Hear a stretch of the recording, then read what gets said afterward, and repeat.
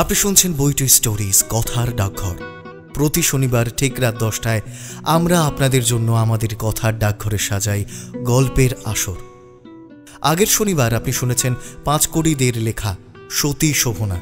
যারা এখনো শোনেননি তারা অবশ্যই চটপট শুনে ফেলুন এবং আমাদের জানান আপনাদের কেমন লাগলো। গল্প ভালো লাগলে আমাদের চ্যানেলটি সাবস্ক্রাইব করে বেল আইকন প্রেস করে রাখতে ভুলবেন না। আজ আপনাদের জন্য একটু অন্য স্বাদের গল্প, একটু অন্যরকম গল্প। আজ আমরা শোনাব বিভূতিভূষণ বন্দ্যোপাধ্যায়ের ভণ্ডুল মামার বাড়ি। গল্প পাঠে সায়ম, বিভিন্ন চরিত্রে মঞ্জরি, নর্মদা, অমিত এবং রিতম। শুরু হচ্ছে আজকের গল্প ভণ্ডুল মামার বাড়ি।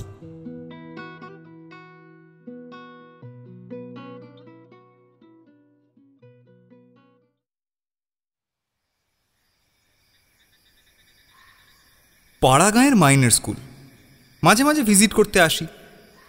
আর কোথাও থাকবার জায়গা নেই, ফলত হেডমাস্টার অবিনাশবাবুর ওখানেই উঠতে হয়।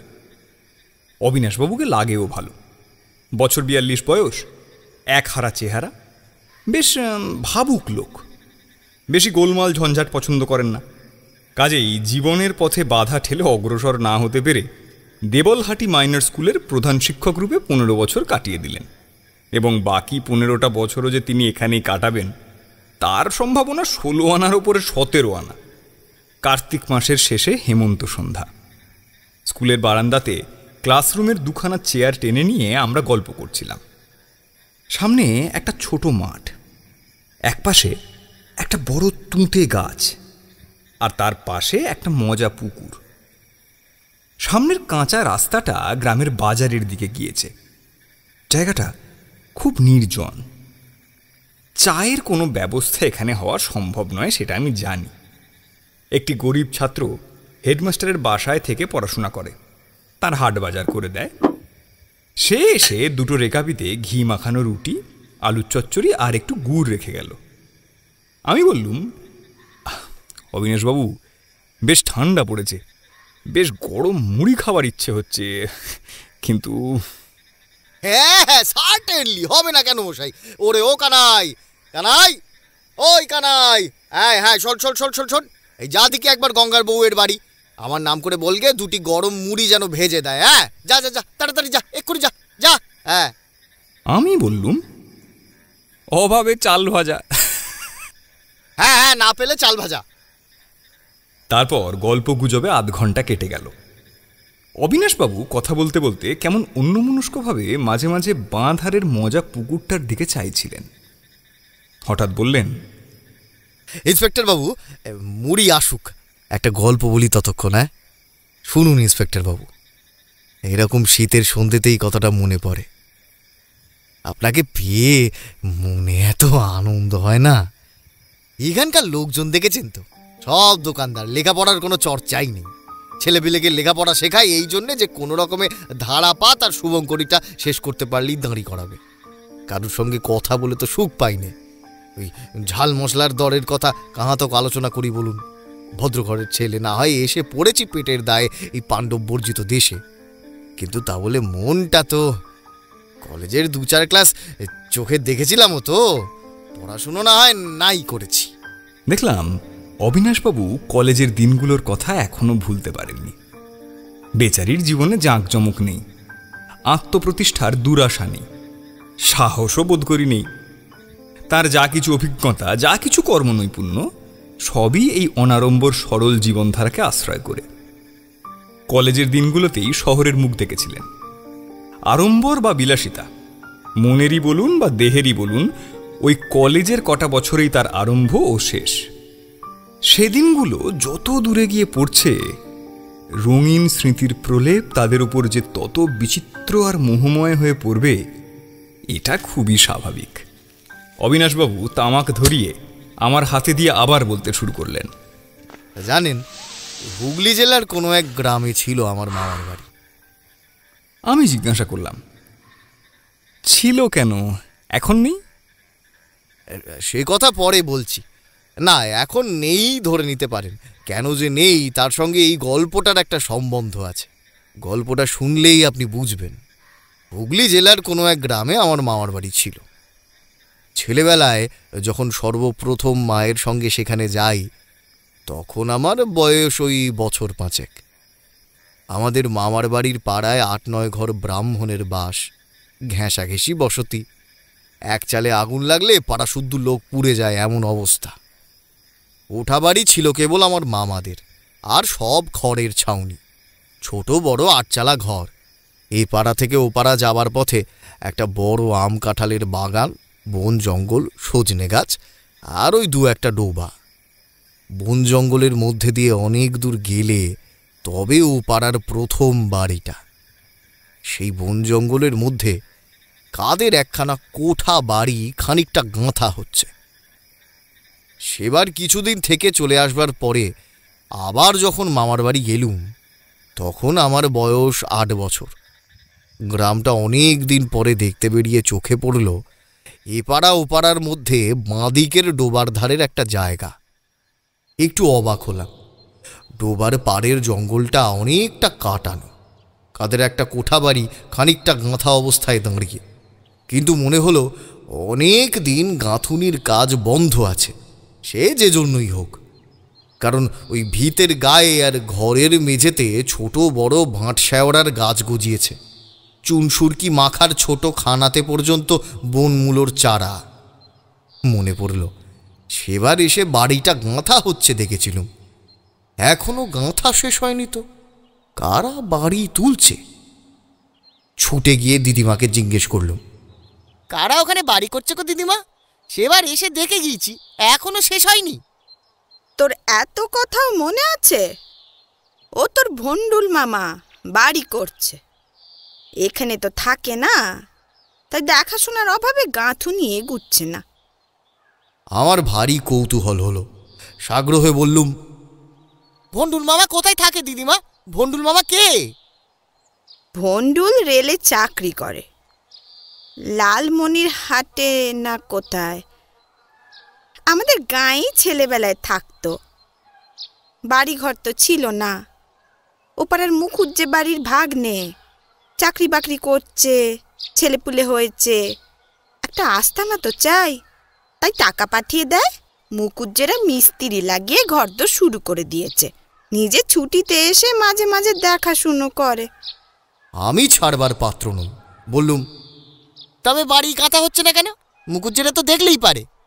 তা নয়, সব সময় তো টাকা পাঠাতে পারে না, যখন পাঠায় তখন মিস্ত্রি লাগানো হয়।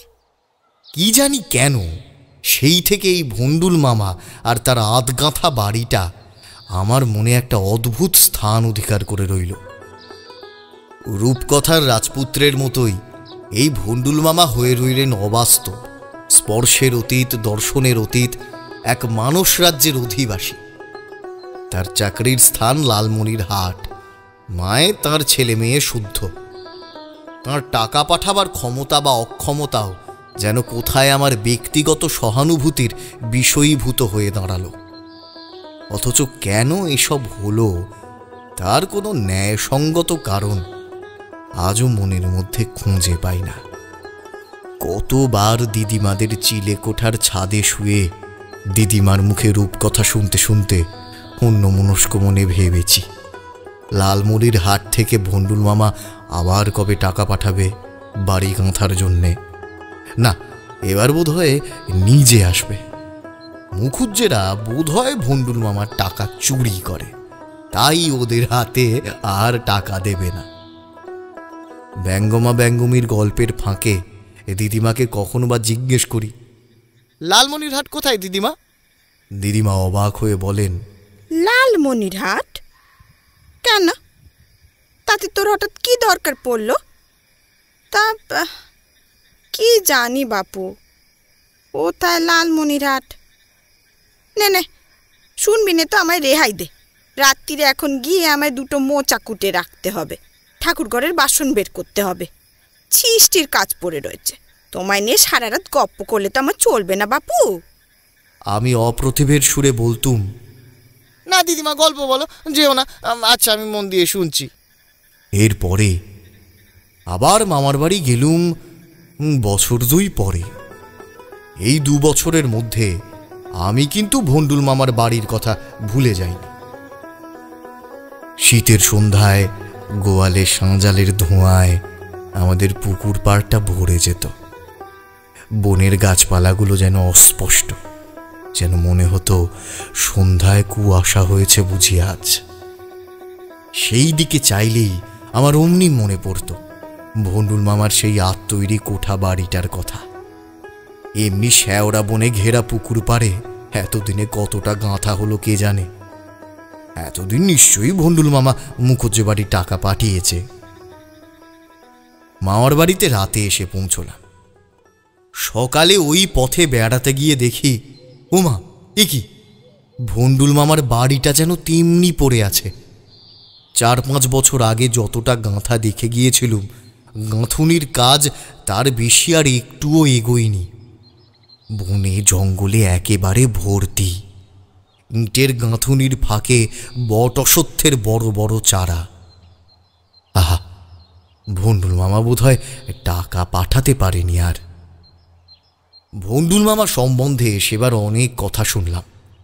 ভন্ডুল মামা লালমনিরহাটে নেই, শান্তাহারে বদলি হয়েছে। তার এখন 2 ছেলে 2 মেয়ে। বড় ছেলেটি আমারই বয়সী।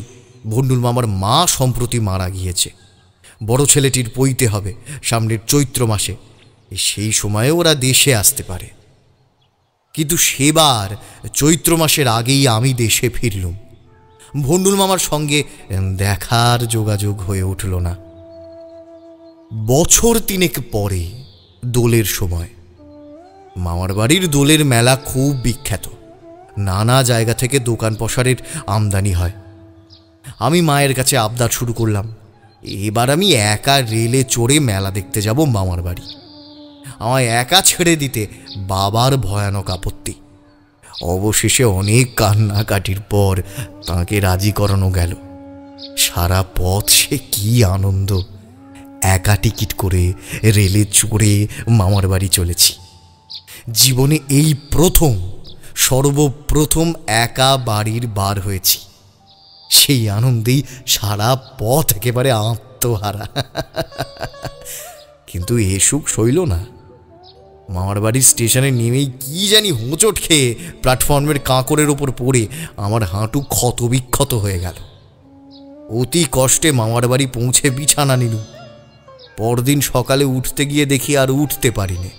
2 হাঁটুই বেজায় টাটিয়েছে, সঙ্গে সঙ্গে জ্বর। কোথা দিয়ে দোল কেটে গেল টেরও পেলুম না।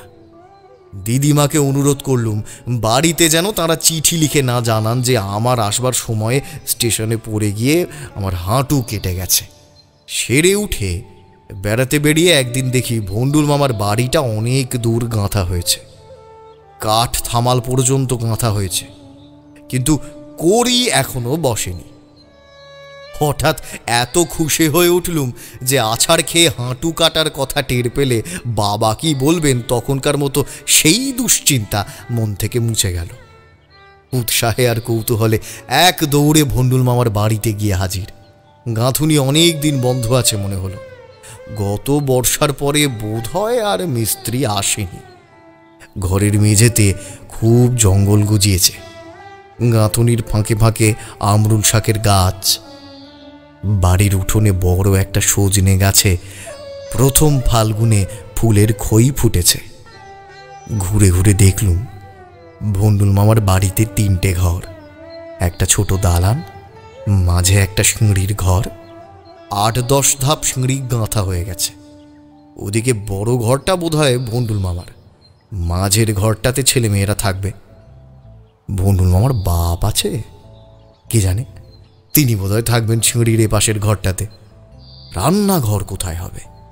বোধ হয় উঠোনের একপাশে ওই সজনে গাছটার তলায়।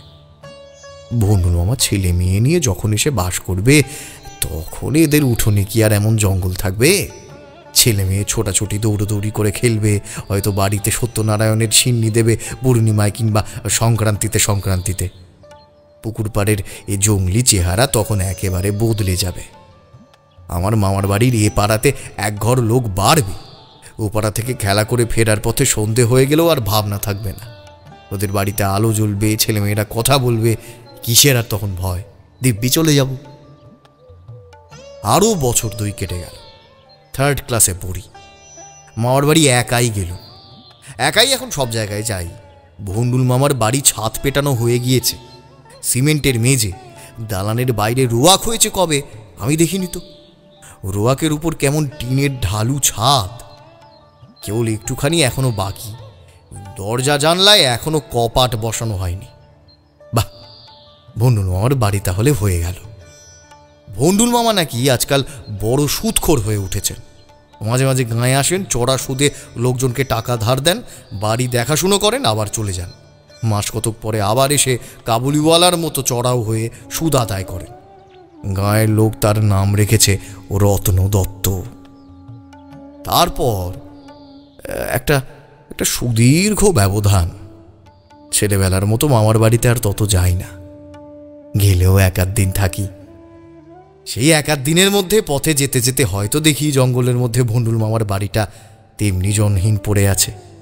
বন জঙ্গল চারিপাশে আরও কত গভীরতর হয়েছে, কেউ কোনোদিনও ও বাড়িতে পা দিয়েছে বলে তো মনে হয় না। কেমন একটা ছন্ন ছাড়া লক্ষ্মী ছাড়া চেহারা।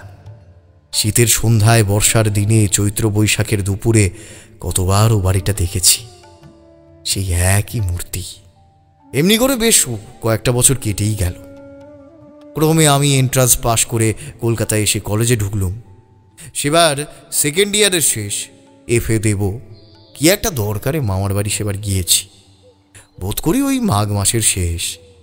দুপুরে পুবের জানলার ধারে খাটে শুয়ে আছি, বোধহয় একখানা লজিকের বই পড়ছি। এমন সময়ে একজন কালো শীর্ণকায় প্রৌঢ় লোক ঘরে ঢুকলেন। বড় মামিমা বললেন, কিরে, এই তোর ভন্ডুল মামা, প্রণাম কর। আমার সেই ছেলেবেলাকার মনের অনেক পরিবর্তন হয়ে গিয়েছিল। বয়স হয়েছে, কলেজে পড়ি, নানান ধরনের লোকের সঙ্গে মিশেছি। সুরেন বারুজ্জে, বিপিন পালের বক্তৃতা শুনেছি, স্বদেশী মিটিংয়ে ভলেন্টিয়ারি করেছি। জীবনের দৃষ্টিভঙ্গিটাই পাল্টে গেছে মশাই। তখন মনের কোন গভীর তলদেশে আরও 5টা পুরনো দিনের আদর্শের ও কৌতূহলের বস্তুর তুপের সঙ্গে ভন্ডুল মামাও তার বাড়িটাও চাপা পড়ে গিয়েছে। তাই ঈষৎ অবজ্ঞা মিশ্রিত চোখে সামান্য একটু কৌতূহলের সঙ্গে চেয়ে দেখলুম মাত্র। ভন্ডুল মামার বয়স ওই বছর 50-এর ওপর হবে। টিকিতে একটা মাদুলি বাঁধা, গলায় কিসের মালা, আর কাঁচা পাকা এক মুখ দাড়ি। এই সেই ছেলেবেলাকার ভন্ডুল মামা। উদাসীনভাবে প্রণামটা সেরে ফেললাম। ভন্ডুল মামা কিন্তু আমার সঙ্গে খুব আলাপ করলেন, একটু গায়ে পড়েই যেন। আমি কোন কলেজে পড়ি, কোন মেসে থাকি, কবে আবার আমার পরীক্ষা, ইত্যাদি নানা প্রশ্নে আমাকে জ্বালাতন করে তুললেন। আজকাল তিনি কলকাতায় চাকরি করেন, বাগবাজারে বাসা, তার বড় ছেলেও এবার ম্যাট্রিকে 1st ইয়ারে পড়ছে, এসব খবরও দিলেন। তা আমি জিজ্ঞেস করলুম, আপনাদের এখানকার বাড়িতে ছেলে মেয়েকে আনবেন না? ভন্ডুল মামা বললেন, আনবো, শিগগিরই আনবো বাবা। এখনো একটু বাকি আছে, এই একটা রান্নাঘর আর একটা কুঁয়ো, এই দুটো করতে পারলেই সব এনে ফেলি। কলকাতায় তো বাসা ভাড়া আর দুধের খরচ জোগাতেই, সেই জন্যই তো খেয়ে না খেয়ে দেশে বাড়িটা করলুম। তবে ওইটুকুনি যা বাকি আছে, তাছাড়া চিলেকোঠার ছাদটা এখনো।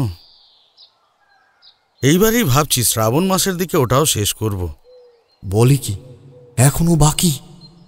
জ্ঞান হয়ে পর্যন্ত দেখে আসছি ভন্ডুল মামার বাড়ি উঠছে। এ তাজমহল নির্মাণের শেষ বেঁচে থাকতে দেখে যেতে পারবো তো? ভন্ডুল মামা কিন্তু আপন মনেই বলে চলেছেন। সামান্য চাকরি, ছা পোষা মানুষ বাবা, কাচ্চা বাচ্চা খাইয়ে যা থাকে তাতেই তো বাড়ি হবে। এখন তো বাসায় বাসায় কাটছে, আর যদি চাকরি যায় তবে ছেলেপুলে নিয়ে কোথায় দাঁড়াবো? তাই ভেবে আজ 14-15 বছর ধরে একটু একটু করে বাড়িটা তুলছি। তবে এইবার আর দেরি হবে না, আসছে বছর সব এনে ফেলবো। জায়গাটা বড় ভালোবাসি। ভন্ডুল মামা বললেন তো 14-15 বছর, কিন্তু আমার মনে হলো ভন্ডুল মামার বাড়ি উঠছে আজ থেকে নয়। জীবনের পিছন দিকে ফিরে চেয়ে দেখলে যত দূর দৃষ্টি চলে তত কাল ধরে, যেন অনন্তকাল, অনন্ত যুগ ধরে ভন্ডুল মামার বাড়ির ইঁট একখানির পর আর একখানি উঠছে।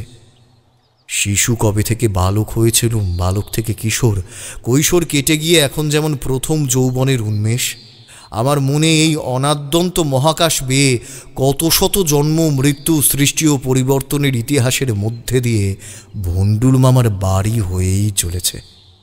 ওরও বুঝি আদিও নেই, অন্তও নেই। পরের বছর আবার ভন্ডুল মামার সঙ্গে কলকাতাতেই দেখা। আমি তখন 3rd ইয়ারে পড়ি।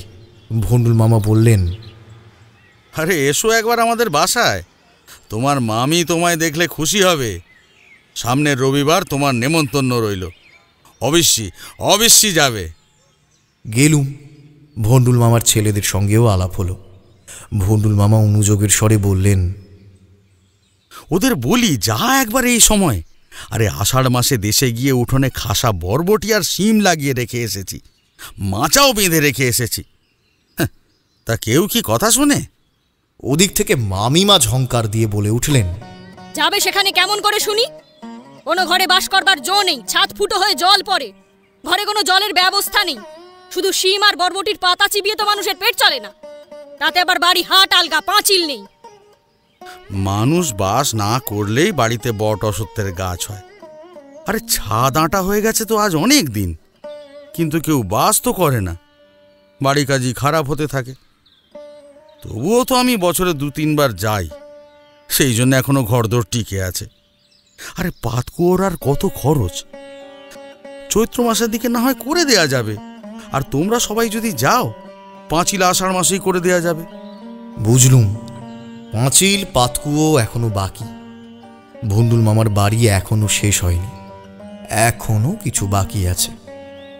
কিন্তু এত দিন ধরে ব্যাপারটা চলছে যে একদিকে গড়ে উঠতে অন্যদিকে ধরছে ভাঙন। এরপরে মামার বাড়ি গিয়ে 2-1 বার দেখেছি। ভন্ডুল মামা 2-5 দিনের ছুটি নিয়ে বাড়ি এসে আছেন, এটা সারাচ্ছেন, ওটাতে বেড়া বাঁধছেন, এই গাছটা খুঁড়ছেন, ওই গাছটা কাটছেন। ছেলেরা আসতে চায় না কলকাতা ছেড়ে, নিজেকেই আসতে হয়, দেখাশোনা করতে হয়। তাই একদিন সলজ্জ কৈফিয়ত দিলেন। পাঁচিল? হ্যাঁ, তা পাঁচিল আসলে সম্প্রতি একটু টানাটানি যাচ্ছে। সামনের বর্ষায় হ্যাঁ এই ঘরদোর বেঁধেছি সারা জীবন খেটে, ওই আমার বড় আদরের জায়গা। তোরা না থাকিস, আমি গিয়ে থাকি। ওখানে কেমন করে থাকেন? সারা গাঁয়েই তো মানুষ নেই, মামার বাড়ির পাড়া তো একেবারে জনশূন্য হয়ে গেছে। কি করি বাবা, ওই বাড়িখানার ওপর বড় দম আমার যে। দেখো, চিরকাল পরের বাসায় পরের বাড়িতে মানুষ হয়ে ঘরের কষ্ট বড় পেয়েছিলুম, তাই ঠিক করি বাড়ি একখানা করবই।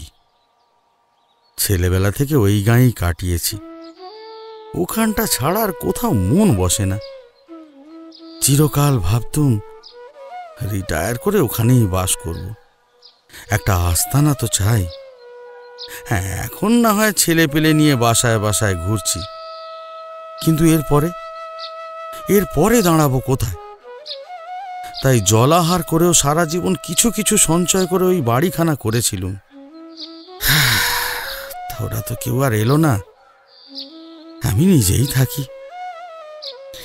না থাকলে বাড়িখানা তো থাকবে না, আর এককাল না এককালে ছেলেদের তো এসে বসতেই হবে বাড়িতে।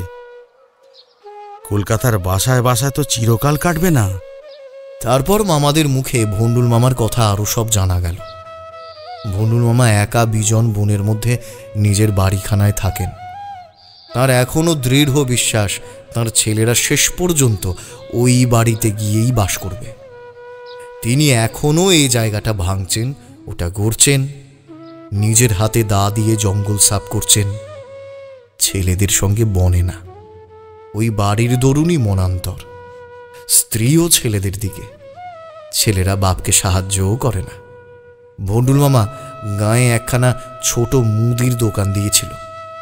লোক নেই তার কিনবে কে, যা দু এক ঘর খদ্দের জুটেছিল ধার নিয়েই দোকান উঠিয়ে দিলে। এখন ভন্ডুল মামা এ গা ও গা বেরিয়ে কোনো চাষার বাড়ি থেকে 2 কাঠা চাল, কারুর বাড়ি থেকে 5টা বেগুন এইরকম করে চেয়ে চিনতে এনে বাড়িতে হাঁড়ি চড়িয়ে 2টো ফুটিয়ে খান। তারপর ধীরে ধীরে অনেক বছর কেটে গেল। আমি ক্রমে বিএ পাশ করে চাকরিতে ঢুকলুম। মামার বাড়ি আর যাইনি, কারণ সে গ্রাম আর যাবার যোগ্য নয়। মামার বাড়ির পাড়ায় গাঙ্গুলিরা, রায়েরা, ভরেরা সব একে একে মরে হেজে গেল। যারা অবশিষ্ট রইল তারা বিদেশে চাকরি করে। ম্যালেরিয়ার ভয়ে গ্রামের ত্রিসীমানা মারায় না। ও পাড়াতেও তাই। জীবন মজুমদারের প্রকাণ্ড দোতলা বাড়ি ছাদ ভেঙে ভূমিসাৎ হয়ে গিয়েছে। শুধু একদিকের দোতলা সমান দেয়ালটা এখনো দাঁড়িয়ে আছে। যে পুজোর দালানে ছেলেবেলায় কত উৎসব দেখেছি, এখন সেখানে বড় বড় জঙ্গ ডুমুরের গাছ, দিনেই বোধহয় বাঘ লুকিয়ে থাকে। বিখ্যাত রায় দিঘিটা মজে গিয়েছে, দামে বোঝাই, জল দেখা যায় না। গরু বাছুর কচুরিপানার দামের ওপর দিয়ে দিব্যি হেঁটে পারাপার করে যায়। সন্ধে রাতে গ্রামখানা একেবারে নিশুতি হয়ে যায়। 2-1 ঘর নিরুপায় গৃহস্থ, যারা নিতান্ত অর্থাভাবে এখনো পৈতৃক ভিটেতে ম্যালেরিয়া জীর্ণ হাতে সন্ধ্যাদীপ জ্বালাচ্ছে, সন্ধ্যা উত্তীর্ণ হতে না হতেই আবার তারা প্রদীপ নিভিয়ে শয্যা আশ্রয় করে। তারপর সারা রাত ধরে চারিধারে শুধু প্রহরে প্রহরে শ্রীগালের রব আর নৈশ পাখির ডানা ঝটাপটি। আমার মামারাও গ্রামের ঘরবাড়ি ছেড়ে শহরে এসে বাসা করেছেন। ছোট মামার ছেলের অন্নপ্রাশন উপলক্ষে সেখানে একবার গিয়েছি। ব্রাহ্মণ ভোজনের কিছু আগে একজন শীর্ণকায় বৃদ্ধ একটা পুঁটুলি হাতে বাড়িতে ঢুকলেন। 1 পা ধুলো, বগলে একটা ময়লা সাদা কাপড় বসানো বাঁশের বাঁটের ছাতা। প্রথমটা চিনতে পারিনি, পরে বুঝলুম ভন্ডুল মামা। এত বুড়ো হয়েছেন এরই মধ্যে। শহরে এসে মামাদের নতুন সভ্য শৌখিন আলাপে বন্ধু বান্ধব জুটেছে। তাদের পোশাক পরিচ্ছদের ধরনে ও কথাবার্তার সুরে ভন্ডুল মামা কেমন যেন ভয় খেয়ে সংকোচের সঙ্গে নিমন্ত্রিত ভদ্রলোকদের শতরঞ্চির এক কোণে বসলেন। তিনিও নিমন্ত্রিত হয়ে এসেছিলেন বটে, কিন্তু মামা তখন শহুরে বন্ধুদের আদর অভ্যর্থনায় মহাব্যস্ত। তাঁর আগমন কেউ বিশেষ লক্ষ্য করেছে বলে আমার মনে হলো না। আমি গিয়ে ভন্ডুল মামার কাছে বসলুম। চারিধারে অচেনা মুখের মধ্যে আমায় দেখে ভন্ডুল মামা খুব খুশি হলেন। আমি জিজ্ঞাসা করলুম, আপনি কি কলকাতা থেকে আসছেন? না বাবা, আমি রিটায়ার করেছি। আজ বছর 5 হবে। গায়ের বাড়িতেই আছি। ছেলেরা কেউ আসতে চায় না। অন্নপ্রাশন শেষ হয়ে গেল। ভন্ডুল মামা কিন্তু মামার বাড়ি থেকে আর নড়তে চান না। 4-5 দিন পরে বেশ কিছু চাল ডাল আর বাসি সন্দেশ রসগোল্লা এইসব নিয়ে দেশে রওনা হলেন। পায়ে দেখি কটক থেকে কিনে আনা বড় মামার সেই পুরনো চটি জুতো জোড়া। আমায় দেখিয়ে বললেন, নবীন কটক থেকে এনেছে, দেখে বড় শখ হলো। বয়স হয়েছে, কবে মরে যাব। বললুম তা দাও নবীন। জুতো জোড়াটা পুরনো হলেও এখনো 2-3 মাস যাবে। বাড়িতে 1 জোড়া রয়েছে, আঙুলে বড় লাগে বলে খালি পায়ে। তিনি বাড়ির বার হয়ে গেলেন। আমি চেয়ে চেয়ে দেখলুম শীর্ণকায় ভন্ডুল মামা ভারী চালের ডালের মোটের ভারে একটু সামনের দিকে ঝুঁকে চটি জুতোর ফটাং ফটাং শব্দ করতে করতে স্টেশনের পথে চলেছেন। হঠাৎ আমার মনে তাঁর উপরে আমার বাল্যের সেই রহস্যময় স্নেহ আর অনুকম্পার অনুভূতিটুকু কতকাল পরে আবার যেন ফিরে এলো। আমি চেঁচিয়ে বললুম, একটু দাঁড়ান মামা, একটু দাঁড়ান, আমি আপনাকে তুলে দিয়ে আসি। ভন্ডুল মামার পুঁটুলিটা নিজের হাতে নিলুম। টিকিট করে তাঁকে গাড়িতেও তুলে দিলুম। ট্রেনে উঠবার সময় এক মুখ হেসে বললেন, যেও না হে একদিন, বাড়িটা দেখে এসো আমার। খাসা করেছি, কেবল ওই পাঁচিলটা এখনো যা বাকি। কি করি, আমার হাতে আজকাল আর তো কিছু নেই। ছেলেরা বাসার খরচই চালিয়ে উঠতে পারে না, অবশ্যই ওদের জন্যই তো সব। দেখি, চেষ্টায় আছি, সামনের বছরে যদি। ভন্ডুল মামার সঙ্গে আমার আর দেখা হয়নি, কিন্তু এর মাস কতক পরে তাঁর বড় ছেলে হরিসাধনের সঙ্গে কলকাতায় দেখা হয়েছিল। ম্যাকমিলান কোম্পানির বাড়িতে সে চাকরি করে। জিনের কোট গায়ে, হাতে বইয়ের আকারে খাবারের কৌটো, মুখে একগাল পান, বউবাজারের ফুটপাত দিয়ে বেলা 10টার সময় আপিসে যাচ্ছে। আমি ভন্ডুল মামার কথা তুললুম। হরিসাধন পানের পিক ফেলে মুখটা পরিষ্কার করে বললে, বাবা তো দেশের বাড়িতেই আছেন, আমরা বলি আমাদের সংসারে এসে থাকুন, তাতে তিনি রাজি নন। বুদ্ধি শুদ্ধি তো কিছুই ছিল না বাবার, নেইও। তারা জীবন যা রোজগার করেছেন ওই জঙ্গলের মধ্যে এক বাড়ি করতে গিয়ে সব নষ্ট করেছেন, নইলে আজ 1000-4-5 টাকা তো আমাদের হাতে জমতো। আচ্ছা বলুন তো, ওই গাঁয়ে কে যাবে? রাম রাম রাম রাম রাম রাম রাম রাম, যেমন জঙ্গল তেমনই ম্যালেরিয়া, তাছাড়া লোকজন নেই, অসুখ হলে একটা ডাক্তার নেই। 4-5 হাজার টাকা খরচ হয়ে গেছে বাড়ির পিছনে, বেচতে গেলে এখন ইট কাঠের দরেও বিক্রি হবে বলে ভাবছেন? কে নিতে যাবে? আপনি পাগল আছেন নাকি? আমিও বললুম, হ্যাঁ কথাটা ঠিক বটে, কিন্তু ভেবে দেখো, তোমার বাবা যখন প্রথম বাড়িটা আরম্ভ করেছিলেন তখন জাজ্জল্যমান গ্রাম। বাড়িটা তৈরি করতে এত দেরি হয়ে গেল যে ইতিমধ্যে গাঁ হয়ে গেল শ্মশান, লোকজন উঠে অন্যত্র চলে গেল। হ্যাঁ, আর সেই সময় তোমাদের বাড়ির গাঁথুনিও শেষ হলো। কার আর দোষ দেবে বলো? তারপর ভন্ডুল মামার আর কোনো সংবাদ রাখিনি অনেক কাল। বছর 3 আগে একবার মেজু মামা চেঞ্জে গিয়েছিলেন দেওঘরে। পুজোর ছুটিতে আমিও সেখানে যাই। তার মুখেই শুনলাম ভন্ডুল মামা সেই শ্রাবণেই মারা গিয়েছেন। অসুখ বিসুখ হয়ে কদিন ঘরের মধ্যেই ছিলেন, কেউ বিশেষ দেখাশুনো করেনি। আর আছেই বা কে গায়ে যে দেখবে? এ অবস্থায় ঘরের মধ্যে মরে পড়েছিলেন। 2-3 দিন পরে সবাই টের পায়, তখন ছেলেদের টেলিগ্রাম করা হয়। ভন্ডুল মামার এখানেই শেষ। এরপর আমি আর কখনো মামার বাড়ির গ্রামে যাইনি, হয়তো আর কোনোদিন যাবও না। বাড়িটাও আর দেখিনি, কিন্তু জ্ঞান হয়ে পর্যন্ত যে বাড়িটা গাঁথা হতে দেখেছি সেটা আমার মনের মধ্যে একটা অদ্ভুত স্থান অধিকার করে আছে জানেন। আমার কল্পনায় দেশের মামার বাড়ির গ্রামের এক গলা বনের মধ্যে শীতের দিনের সন্ধ্যায় ভন্ডুল মামার বাড়িটা একটা কায়াহীন উদ্দেশ্যহীন রূপ নিয়ে মাঝে মাঝে দাঁড়িয়ে থাকে। সেই গাছ গজানো উঠোনটাতে ঢোকবার পথ বনে ঢাকা, দরজা জানালার কপাট নেই, থামে থামে কাঠ থামাল পর্যন্ত গাঁথা হয়েছে। আমার জীবনের সঙ্গে ভন্ডুল মামার বাড়িটার এমন যোগ কি করে ঘটল সেটা আজ ভেবে আশ্চর্য হয়ে যায়। আমার গল্পের আসল কথাই তাই। অমন একটা সাধারণ জিনিস কেন আমার মন এমন জুড়ে বসে রইল বলুন তো? অথচ কত বড় বড় ঘটনা বেমালুম মন থেকে মুছেই গিয়েছে। বিশেষ করে ইন্সপেক্টর বাবু এইসব শীতের সন্ধ্যেতেই মনে পড়ে। 5 বছর বয়সে এইরকম একটা শীতের সন্ধেবেলাতেই আমি বাড়িটা প্রথম দেখেছিলাম। প্রথম। অবিনাশবাবুর ছাত্রটি মুড়ি নিয়ে এলো।